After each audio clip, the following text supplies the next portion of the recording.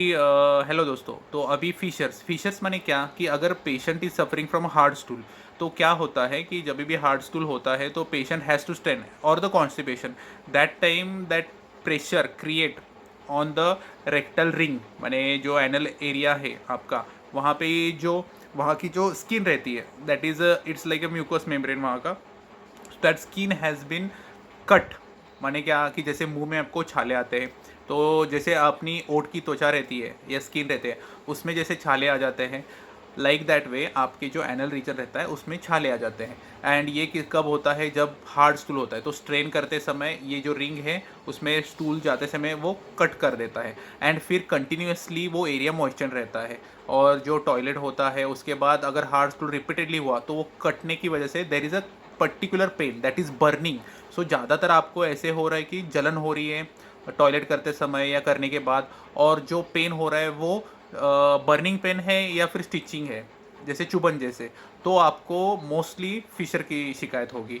तो इसके लिए आप में यूजुअली जो ब्लीडिंग रहता है वो ब्लीडिंग वो टॉयलेट के साथ मिक्स होके आता है, या फिर आप जो भी लॅट्रिन होता है उसके साथ मिक्स होके आता है।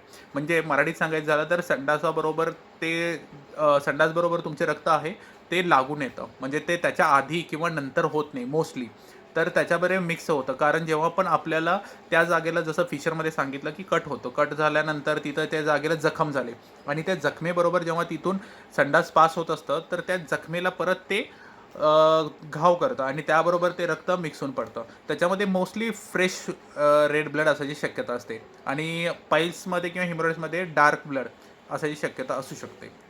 तर ह्याच्यासाठी आमच्याकडे भरपूर होमिओपॅथिक उपचार आहेत आणि ह्याच्यामध्ये वंडरफुल त्याच्यामध्ये रिझल्ट्स आहेत।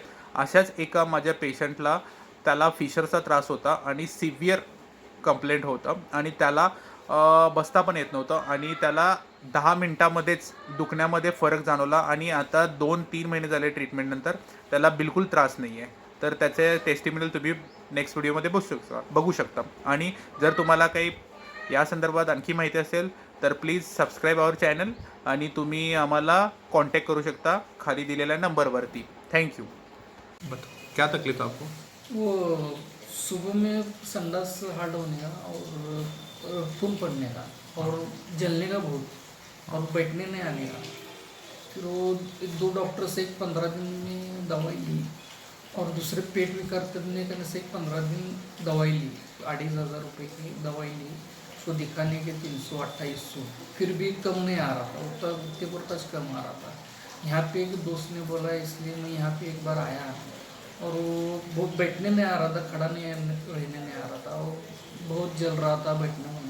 वो सर ने जो दवाई दी उससे एक डोज से 10 मिनट में कम आया। उसके बाद दवाई कंटिन्यू की, अभी 15 दिन से टोटली 100% अच्छा है। इसलिए परत से वापस करने कंटिन्यू दवाई लेने के लिए आया।